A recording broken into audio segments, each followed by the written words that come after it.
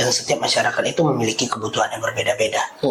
Dan tentunya seperti saya pada prinsipnya sekarang ini adalah ingin menjadi bagian dan menjadi solusi bagi masyarakat. Harapan saya kepada masyarakat seluruh Kota Padang khususnya pada saat ini, saya berharap pemilu tahun 2024 ini kita harus jaga aman, berjalan dengan kemesraan, berjalan dengan tidak adanya sikut menyikut, tidak adanya lagi cebong atau kampret lagi. Iya, betul.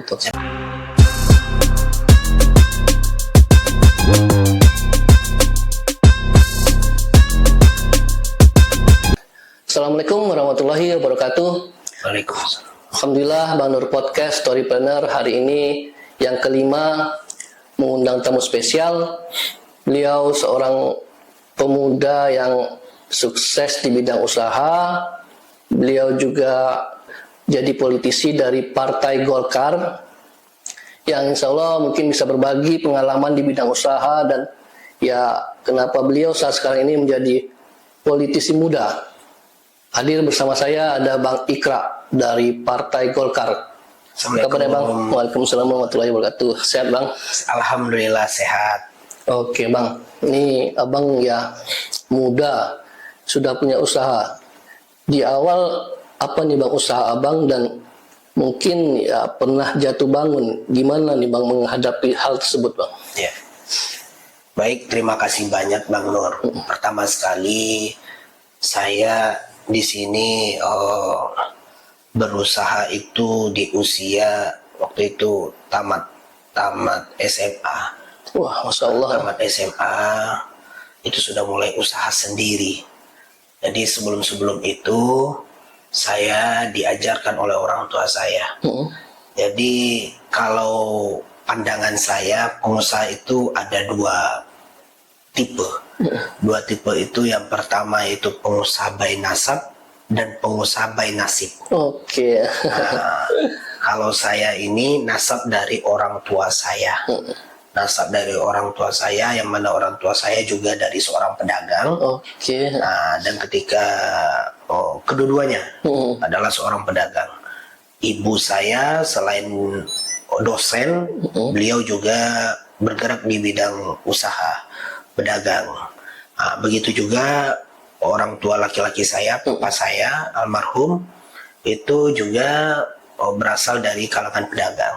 Jadi memang dari dini saya diajarkan bagaimana berdagang dengan baik dan benar. Nah, jadi ketika saya di bangku SMP, SMA, orang tua saya sudah mengenalkan namanya dunia usaha. Jadi ketika saya telah memulai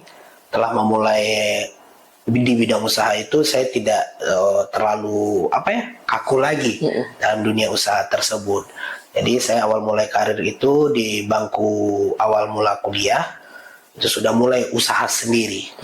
Jadi sebelum itu di bangku SMA itu saya membantu orang tua saya dalam berdagang. Jadi orang tua saya itu ada usaha minimarket dan juga ada usaha SPBU waktu itu. Jadi ketika itu saya yang bantu urus beli bahan barang-barang dagangan dari pasar di Blok A. Kalau di sini kan pasar raya Blok A kan. Pasar Blok A, terus di pasar saya beli. Jadi orang tua saya itu Bang Nur ketika mau ngasih catatan barang dulu. Ngasih catatan barang kepada saya untuk dibeli barang ini. Ini nanti saya dikasih uang. Nah, yang diajarkan oleh orang tua saya ketika itu, kamu harus bisa berkomunikasi dengan supplier tersebut, yang mana yang paling termurah. Jadi orang tua saya itu diajarkannya itu, misalnya nih contoh, teh, kita mencari sebuah teh, itu harganya misalnya 5.000. Orang tua saya menuntut cuma 5.000 saja. Kalau misalnya kita berpandai-pandai dengan supplier, itu bisa di angka 4.200. Dari situlah saya mendapatkan keuntungan belanja jajan ketika SMA. Jadi ketika di bangku kuliah sudah memulai usaha bisnis lagi berdagang Yaitu waktu itu awal mulanya itu saya jualan LPG. Oke. Jadi orang tua saya ada SPBU, dan ketika itu masih LPG 12 kilo, belum ada 3 kilo lagi. Belum ada gas yang 3 kilo, masih 12 kilo. Jadi ketika itu saya ambil satu tempat untuk menjual gas 12 kilo, saya beli di Padang, saya bawa ke daerah Solok Selatan. Karena ketika itu SPBU orang tua saya di Solok Selatan. Saya jualan, saya masuk ke ke warung-warung rumah makan dan tempat-tempat kedai-kedai untuk jualan gas LPG. Itu awal mula usaha bisnis saya. Jadi ketika itu ya memang diajarkan oleh orang tua saya, kalau ketika ingin berdagang, jangan pernah kita merasa malu. Karena kita mencari uang. Mencari uang jangan pernah malu. Terkadang kita sebagai anak muda kan kadang-kadang ada rasa malu gitu. Jadi kalau bisa menjadi seorang pengusaha itu urat malu itu harus dicopot dulu. Harus dicopot, kita harus SKSD lah ya namanya ya. SKSD dengan warung-warung apa. Intinya jangan pernah takut untuk memulai. Dan memulai itu dalam dunia bisnis, jangan kita menganggap yang besar saja terlebih dahulu. Kita mulai itu semampu kita saja, semampu yang kita pikirkan. Sanggup kita hal ini, ya sudah hal ini saja, yang kecil saja dulu. Jangan kita terlalu memikirkan yang besar-besar saja. Jadi mulailah dari yang kecil. Dari yang kecil, alhamdulillah saya di situ profit. Alhamdulillah mendapatkan profit ketika itu. Alhamdulillah saya bisa beli kendaraan, dengan saya berjualan, dan setelah itu saya kembangkan bisnis saya. Dan ada satu pesan almarhum orang tua saya. Ketika saya waktu itu setelah memulai merintis usaha, orang tua saya berpesan satu, Papa hanya tamatan SMA. Dan alhamdulillah bisa membangun seperti ini. Kamu, Papa kuliahkan sampai ke perguruan tertinggi. Kamu harus bisa melebihi saya. Itu pesan almarhum orang tua saya. Itulah kata-kata yang memotivasi saya untuk supaya saya harus survive ke depannya. Seperti apa bisnis ini harus bisa lebih berkembang dari orang tua saya gitu. Dan alhamdulillah memulainya itu dari kecil. Dan pada prinsipnya dalam bisnis itu yang terpenting adalah jaringan. Jaringan yang paling terpenting sekali. Saya waktu itu tidak menyangka, Bang Nur, ketika saya sudah semester berapa ya waktu itu ya, semester 5 entah 6, saya waktu itu tidak menyangka ketika itu saya alhamdulillah, karena orang tua saya di dunia bisnis SPBU, saya harus bisa membangun bisnis SPBU juga. Sama seperti orang tua saya. Kalau orang tua saya bisa satu, saya harus bisa lebih dari orang tua saya. Karena yang pesan almarhum orang tua saya itu, saya cuma tamatan SMA, cuma bisa mendapatkan satu SPBU. Kamu harus bisa lebih. Harus lebih ya. Itulah yang membuat saya memotivasi. Dan akhirnya alhamdulillah ketika itu saya karena sudah dekat dengan jaringan di Pertamina-nya, di situ saya mendapatkan alhamdulillah dapat izin membangun SPBU. Saya dapat izin dan pertama sekali saya pikir ini gimana cara membangunnya, uangnya banyak ini bangun SPBU. Pikir dan setelah itu saya tanyakan kepada orang tua saya, dengan berbangga hati saya mendapatkan izin SPBU tersebut. Pak, alhamdulillah dapat izin SPBU. Ini gimana untuk kedepannya? Dan ditunjukkan sama orang tua saya ketika itu, kamu kalau misalnya sudah dapat ini surat rekomendasi, kalau memang tidak ada modal, ada namanya perbankan. Lapor ke perbankan dan perbankan siap untuk memodali. Dan alhamdulillah setahun dalam proses pembangunan selesai sudah semuanya. Situ awal mulanya dapat SPBU 1 dan setelah itu setelah 3 tahun setelah itu karena dekat hubungan emosional dengan pihak Pertamina, jaringan ini tetap berkembang. Iya. Dan alhamdulillah dapat lagi satu lagi izin. Oke. Waktu itu pembangunan SPBU perintis di daerah terpencil. Ya, jadi alhamdulillah dapat lagi izin usaha SPBU. Jadi makanya alhamdulillah pada saat ini kita sudah mendapatkan 2 SPBU. Dan saya buktikan kepada orang tua saya, yang kata beliau, saya harus bisa lebih daripada orang tua saya. Gitu. Jadi itulah. Dan sekarang ini, alhamdulillah bisnis sudah berjalan. Sekarang ini sudah pakai manajemen sendiri. Kita hanya bisa kontrol melalui handphone. Jadi gitulah Bang Nur. Nah, ya setelah banyak hal-hal yang Abang lakukan di dunia usaha, banyak ya mungkin pelajaran yang bisa Abang ambil di bidang usaha.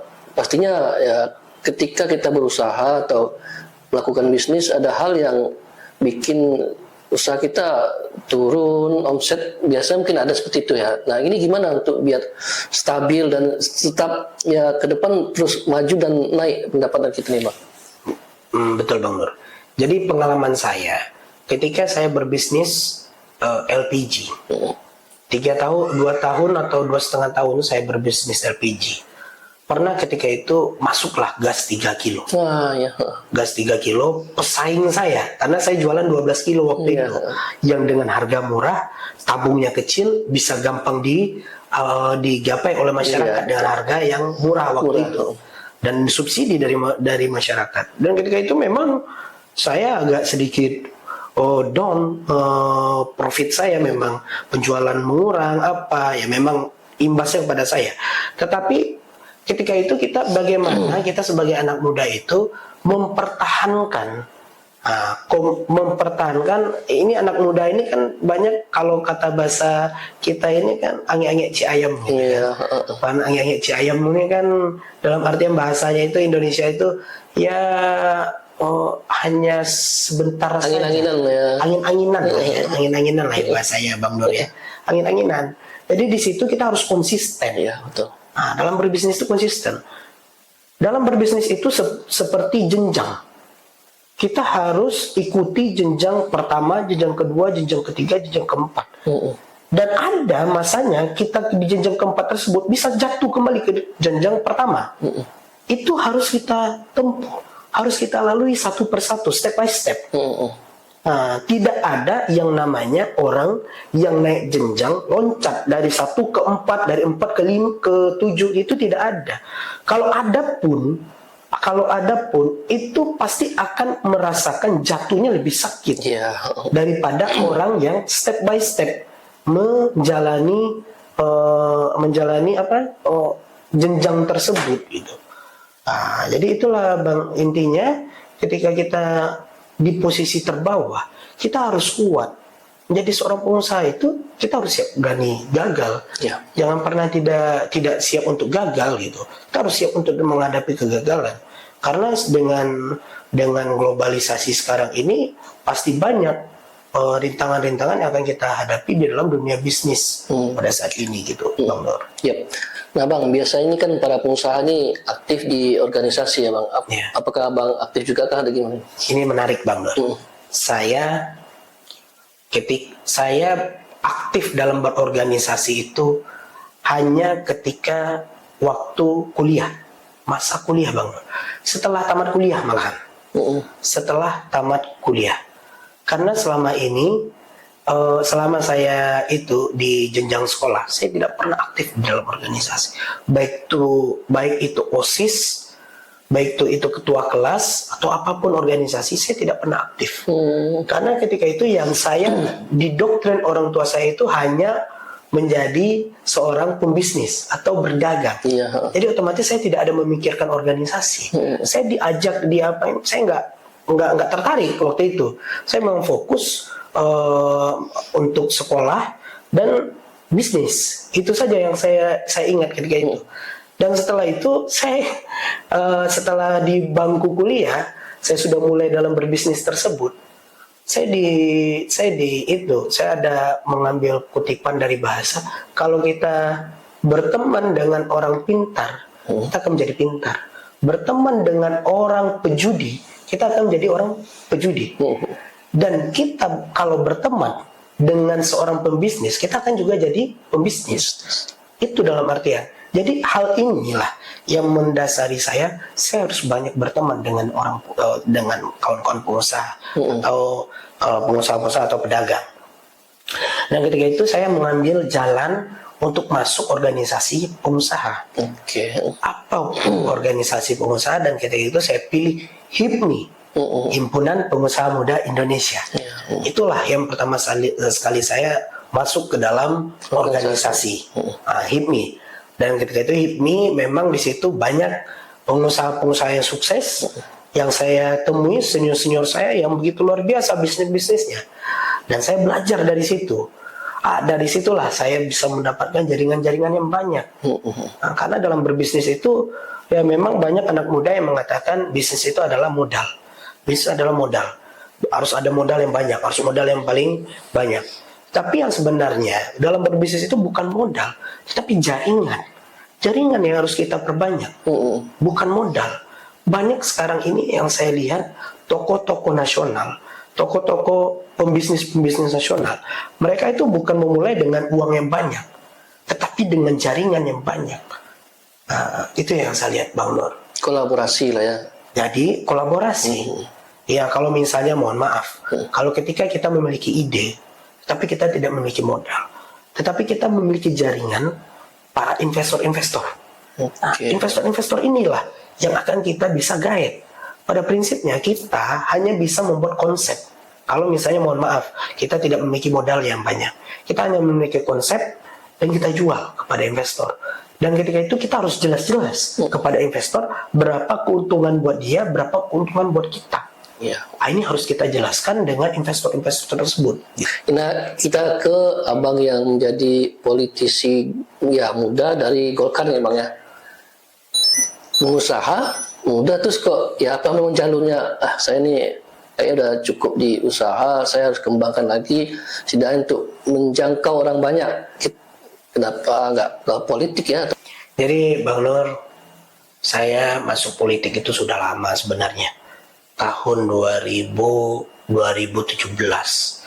ketika saya sudah terpilih, alhamdulillah terpilih menjadi ketua HIPMI, saya ditarik oleh senior masuk ke Golkar. Tetapi ketika itu saya memang menjadi pengurus yang pasif. Dalam artian saya ketika itu fokus kepada organisasi HIPMI. Jadi nama saya sudah dicantumkan di sebuah partai politik, yaitu Partai Golkar. Ketika itu 2017 saya sudah masuk ke pengurus provinsi. Jadi dalam artian saya ketika itu masih belum aktif banget. Jadi saya baru aktif di partai itu tahun 2021 lah, 2021 setelah saya menyelesaikan tugas dan amanah saya menjadi seorang ketua HIPMI. Setelah ketua HIPMI saya masuk fokus pada politik lagi. Jadi ketika itu almarhum orang tua saya berpesan kepada saya, jadilah orang yang bisa bermanfaat bagi orang banyak. Seperti kata hadis Rasulullah mengatakan khairunas anfa'uhum linnas. Sebaik-baik apa manusia adalah manusia yang bermanfaat bagi orang banyak. Itulah yang mendasari saya masuk ke dalam dunia politik. Itu poin pertama. Poin yang kedua, selama ini saya sudah menjalankan kehidupan dengan menjadi seorang pedagang. Tapi menjadi seorang pedagang ternyata hanya bisa mendapatkan saudara atau keluarga itu hanya segelintir saja. Dan oleh karena itu saya survive masuk ke politik. Karena politik ini adalah sebuah jembatan bagi saya untuk bisa mendapatkan saudara-saudara semakin banyak. Mengembangkan sayap saya untuk mendapatkan saudara lebih banyak. Oleh sebab itulah saya masuk terjun kepada dalam dunia politik. Jadi poin pertama saya masuk politik adalah bagaimana saya bisa bermanfaat di dalam kehidupan saya, dan yang kedua bagaimana saya mendapatkan saudara sebanyak-banyak mungkin.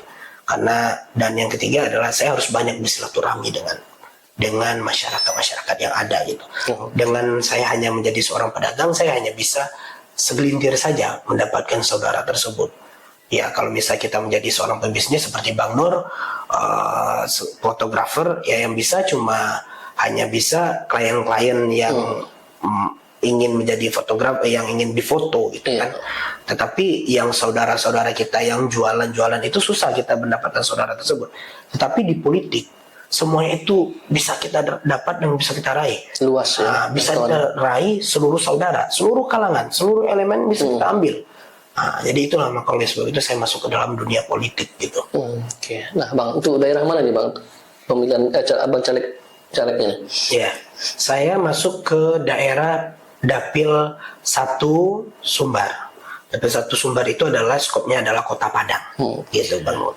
Bang, nah yang lagi hangat nih ya, Abang politis muda dan ya di Golkar lagi panas-panasnya nih ada wapresnya Gibran ya. Nah gimana nih ke depan nih Bang? Apa Bang ya, yakin nggak atau gimana nih Bang? Karena ya banyak orang yang pesimis, anak muda kok langsung jadi wapres nih. Kenapa nggak dari bawah dulu, gimana nih Bang? Oke Bang Nur. Jadi begini, kita bisa kita flashback ke belakang tahun 1945 itu ketika Soekarno Hatta menjadi presiden dan wakil presiden, ketika itu menunjuk seorang Sultan Syahrir menjadi perdana menteri. Dan ketika itu perdana menteri Sultan Syahrir itu masih berusia 36 tahun.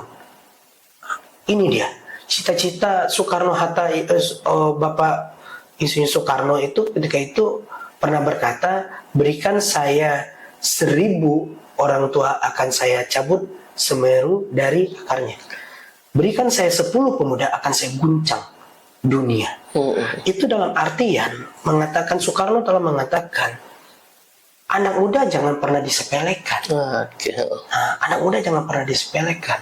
Dan ketika itu menunjuk perdana menteri pertama sekali itu yaitu Sultan Syahrir yang masih berusia under 40 ya, under 40, masih 36 tahun, memimpin bangsa yang besar yang baru merdeka.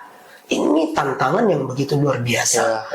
Seorang Sultan Syahrir bisa menjadi perdana menteri ketika pemilu tahun 2024 adalah pemilunya anak muda. Dan pada saat ini Golkar sangat menghargai anak muda tersebut, anak-anak muda. Karena apa? Tongkat estafet itu ada di tangan generasi Z dan generasi milenial. Generasi Z dan generasi milenial itu adalah orang yang akan meneruskan tongkat estafet bangsa kita ini. Dan kalau melihat memang kalau seandainya memang 2024 itu kontestasi untuk anak muda, kita melihat Pilpres sekarang ini ada 3 pasang calon. Ada namanya Pak Prabowo, ada namanya Pak Anies, ada nama Pak Ganjar. Ini putra-putra terbaik bangsa. Dan mereka telah memilih wakil presiden masing-masing. Pak Ganjar memilih Pak Mahfud. Pak Anies memilih Pak Caimin. Dan Pak Prabowo sekarang ini memilih Gibran untuk menjadi wakilnya. 60% pemilih itu adalah anak muda. Dan inilah yang membuat partai-partai politik pendukung Prabowo Subianto, Bapak Prabowo, itu melihat, ini loh, sosok kita harus jualan, harus anak muda juga. Dan itulah muncul sosok Gibran Raka Buming Raka. Terlepaslah dari isu-isu miring dia, dari ini segala macam, politik dinasti atau apa. Toh kalau sekarang ini Gibran, terlepas dia adalah seorang anak presiden, dia memiliki hak sama seperti saya, memiliki hak untuk dicalonkan oleh partai-partai politik dan masyarakat. Dan masyarakat yang nantinya akan memilih. Yang memilih, biarkan masyarakat yang memilih dan menilai.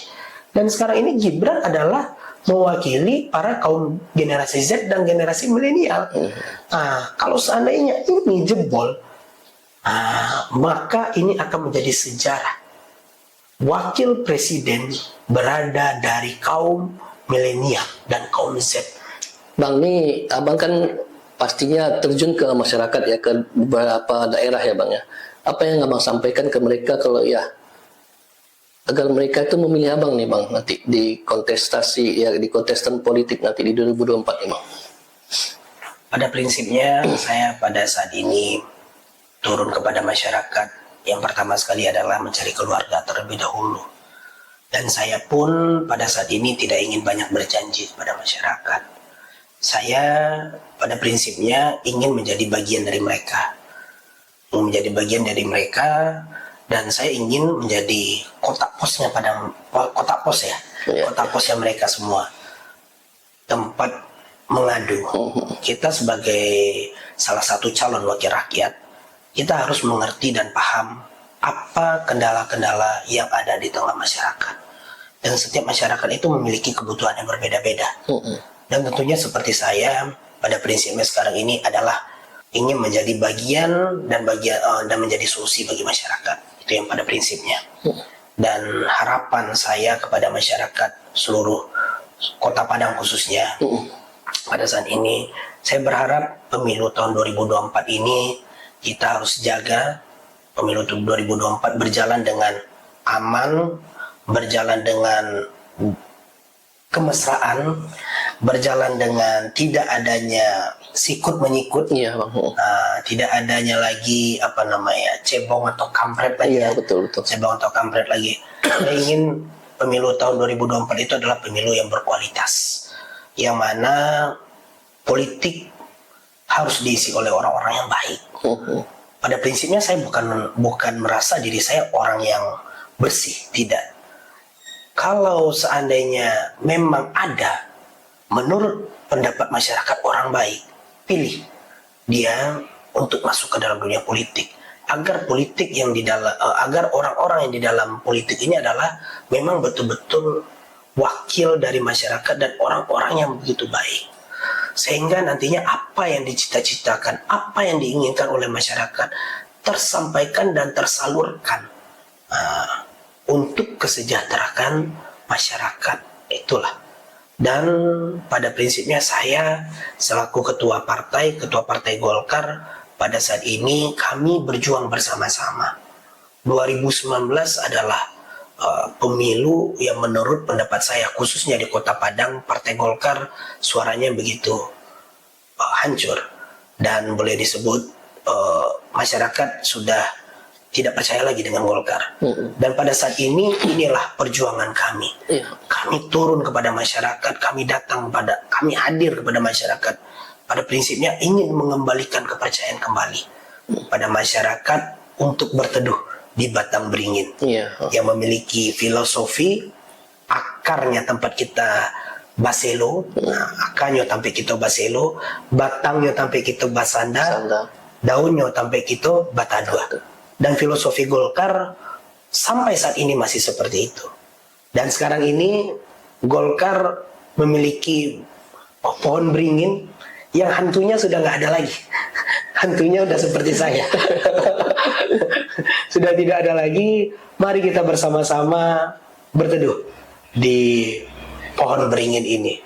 Insya Allah Partai Golkar siap untuk menjadi bagian dari masyarakat, menjadi tempat curhatnya masyarakat, dan menjadi solusi bagi masyarakat khususnya yang ada di Kota Padang. Oke, nah Bang nih sedikit saran lah untuk teman-teman yang muda, yang Gen Z nih, yang dari sisi bisnis, dari sisi usaha nih. Satu saja pesan saya bagi anak muda, jangan pernah menyerah dalam menghadapi tantangan dan menghadapi ujian. Gagal itu biasa. Yang harus kita utamakan adalah komitmen kita untuk maju dan terus maju ke depannya. Oke Bang, terima kasih Bang atas kehadirannya di Bang Nun Podcast. Semoga apa yang disampaikan ya bermanfaat pastinya untuk teman-teman yang nonton. Terima kasih. Assalamualaikum warahmatullahi wabarakatuh. Waalaikumsalam warahmatullahi wabarakatuh. Terima kasih banyak Bang Nuri.